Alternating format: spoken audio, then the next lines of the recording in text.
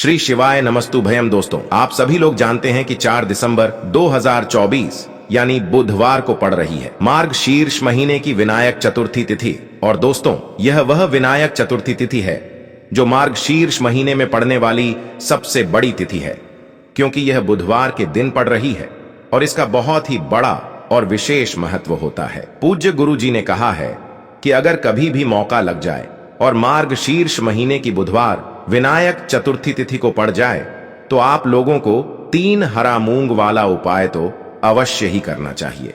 इन दोनों का संयोग बहुत कम आता है और इसी के साथ में गुरु जी ने अपनी शिव पुराण कथा में बताया है कि इस दिन आपको 3 हरा मूंग वाला उपाय तो आपको अवश्य ही करना चाहिए, क्योंकि ऐसा दिन पूरे साल में सिर्फ एक ही बार आता है।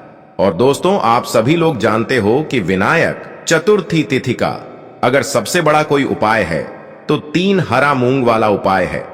तो दोस्तों, इस बुधवार विनायक चतुर्थी तिथि के दिन आप लोगों को इस 3 हरा मूंग वाला उपाय को जरूर करना है।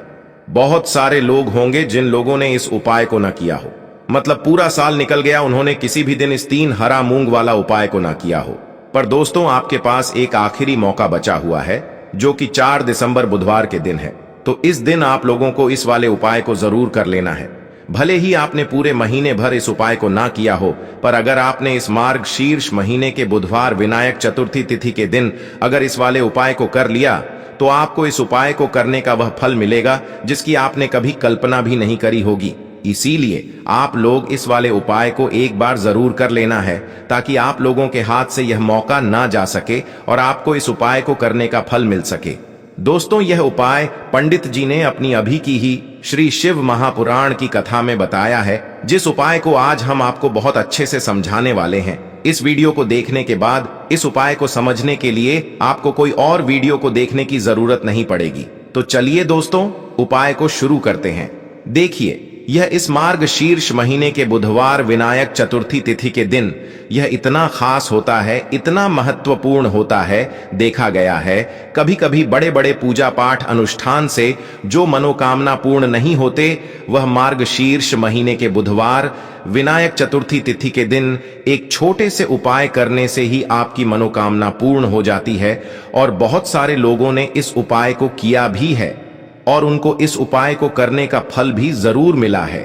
अगर आप लोग भी इस उपाय को करना चाहते हैं तो आप इस उपाय को पहले अच्छे से समझ लेना, सुन लेना, उसके बाद करना।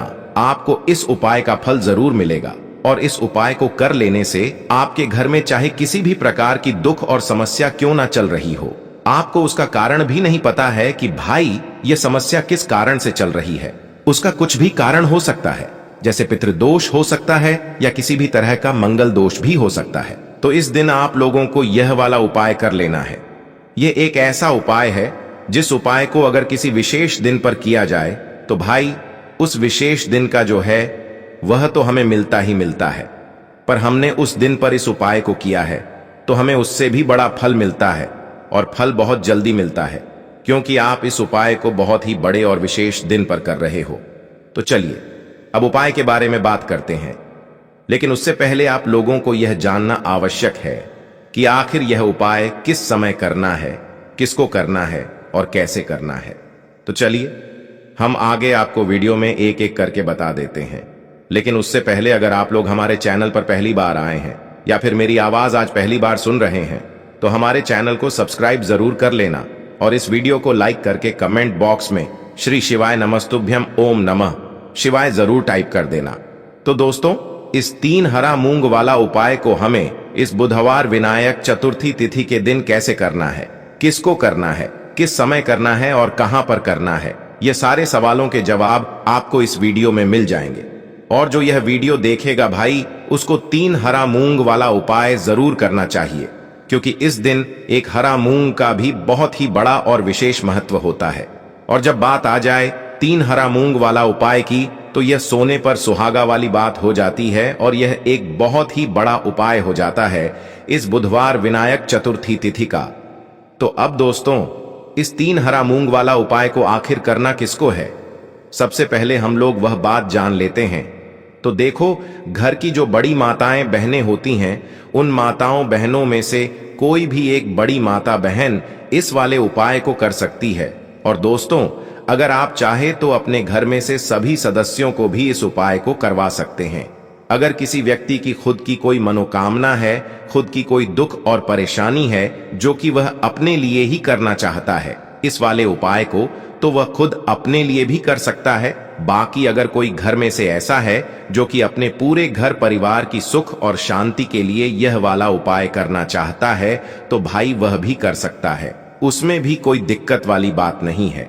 कहने का मतलब यह है कि इस उपाय को हर एक सदस्य भी कर सकता है और पूरे घर परिवार के सदस्य के लिए घर की बड़ी माताओं बहनों में से कोई एक माता बहन भी कर सकती है।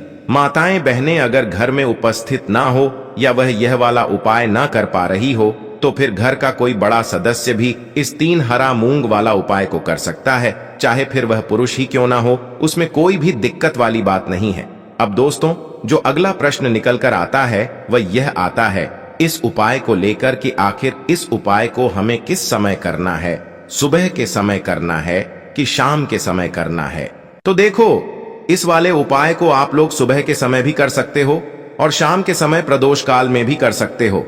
अब अगर आप पूछो कि भाई सबसे उत्तम समय कौन सा रहेगा इस 3 हरा मूंग वाला उपाय को करने का, तो हम आपसे बस यही कहेंगे कि इस उपाय को आप सुबह के समय करेंगे तो ज्यादा बेहतर होगा। बाकी अगर प्रदोष काल शाम के समय भी करेंगे तो भी अच्छा होगा, उसमें कोई भी दिक्कत वाली बात नहीं है। तो अब दोस्तों, जो अगली सबसे बड़ी और महत्वपूर्ण बात आती है वह यह आती है कि सुबह अगर हम उपाय को करेंगे तो हमें कितने बजे से लेकर कितने बजे तक के बीच में करना है, और शाम के समय प्रदोष काल में करेंगे तो हमें कितने बजे से लेकर कितने बजे के बीच में करना है।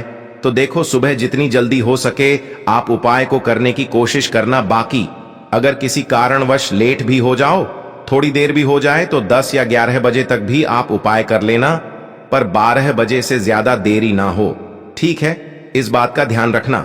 उसके बाद में दोस्तों, अगर शाम के समय प्रदोष काल की बात करें, प्रदोष काल का जो समय होता है वो शाम के 6 बजे से शुरू हो जाता है। मतलब शाम के 6 बजे से लेकर 7 बजे के बीच का जो समय होता है, ये समय प्रदोष काल का समय होता है। तो आप इस उपाय को 7 या 8 बजे के बीच में भी कर सकते हो। मतलब शाम के 6 बजे से रात 8 बजे के बीच में आप कभी भी इस वाले उपाय को कर सकते हो, उसमें कोई भी दिक्कत वाली बात नहीं है। चलिए दोस्तों, जान लेते हैं गुरुजी द्वारा बताए गए पहले खास और विशेष उपाय के बारे में, जो आपकी किसी भी प्रकार की मनोकामना को परिपूर्ण करने के लिए बहुत ही अचूक सिद्ध होने वाला है। देखिए, इस उपाय के लिए आपको एक लोटा शुद्ध जल लेना होगा। तांबे के पात्र के अंदर यह जो जल है विशेषकर आपको अपने घर से ही लेना है। फिर इसी के साथ में आपको लेना होगा मात्र एक चावल यानी कि अक्षत का दाना। चावल का दाना कहीं से भी टूटा हुआ खंडित नहीं होना चाहिए। और इसी के साथ में आपको लेना होगा मात्र एक प्यारी सी बेलपत्र। यदि आपको नहीं मिल पाए तो आप शिवलिंग पर चढ़ी हुई बेलपत्र को पुनः शुद्ध जल से धो करके उपयोग कर सकते हैं। और इसी के साथ में आपको मात्र 3 हरे मूंग के दाने लेना है। हरे मूंग आपको साबुत लेने हैं, खंडित नहीं होने चाहिए। अब यह सभी सामग्री लेकर के सीधे आपको पहुंच जाना होगा।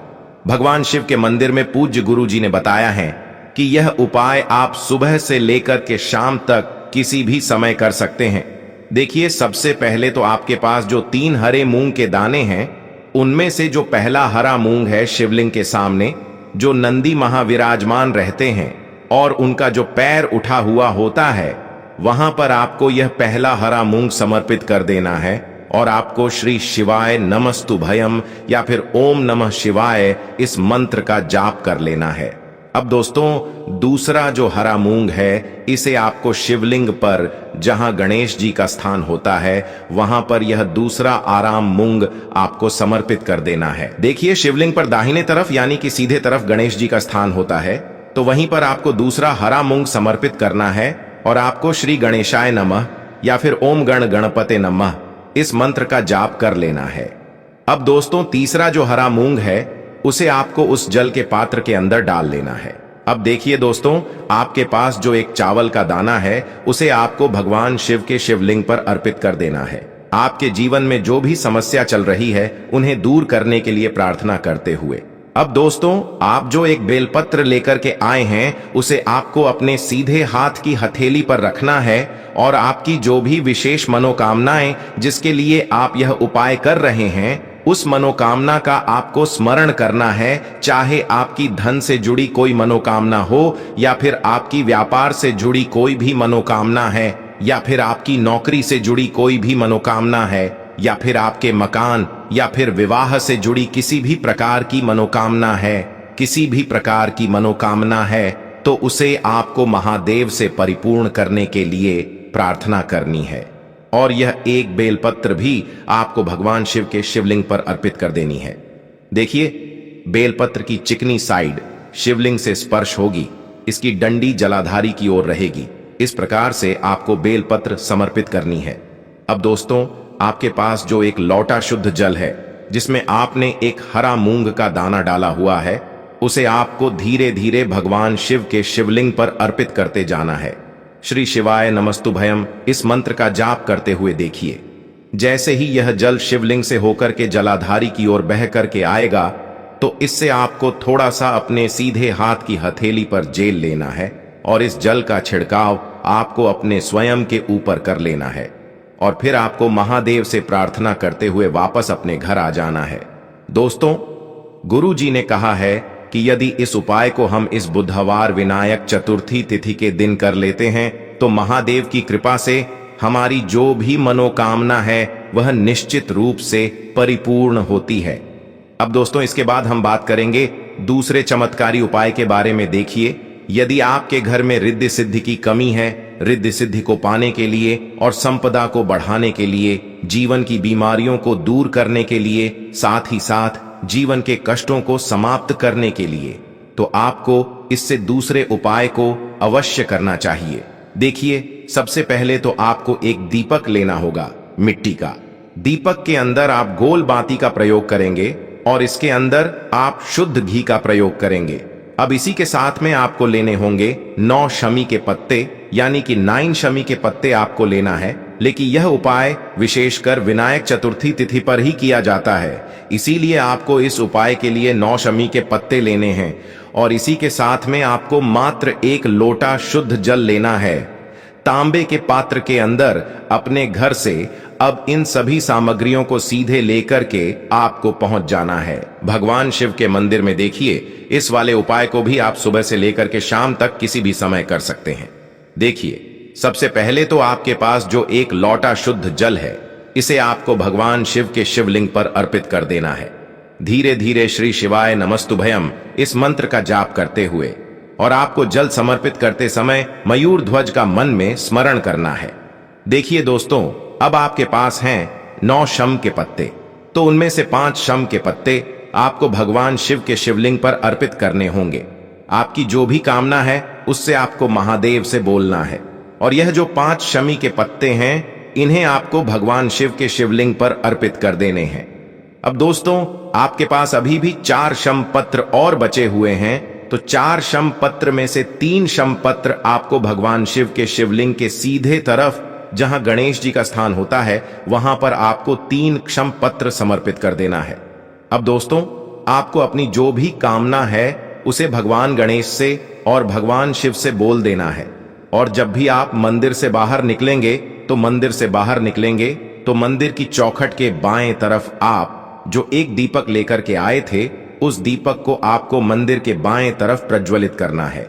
दीपक को प्रज्वलित करने के बाद आपके पास जो अंतिम शम पत्र बचा हुआ था, मंदिर की जो चौखट है जहां आपने दीपक प्रज्वलित किया है, उसी के पास में वह अंतिम कमी पत्र भी आपको रख देना है।